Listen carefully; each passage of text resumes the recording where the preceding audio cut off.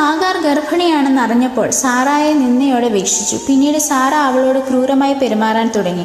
അവളുടെ ജീവിതം ദുസ്സഹമായി അനുഭവപ്പെട്ടതിനാൽ മരുഭൂമിയിലേക്ക് ഹാഗാർ ഓടിപ്പോയി.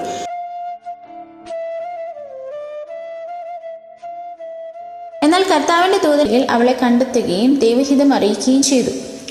ഹാഗാർ സാറായുടെ അടുക്കിലേക്ക് തിരിച്ചു ചെല്ലുകയും ചെയ്തു.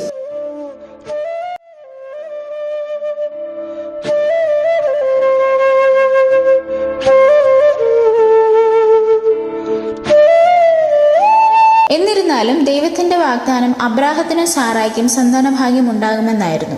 നടക്കാൻ പറ്റാത്ത കാര്യങ്ങൾ നടത്താൻ കഴിവുള്ളവനാണ് നമ്മുടെ ദൈവം.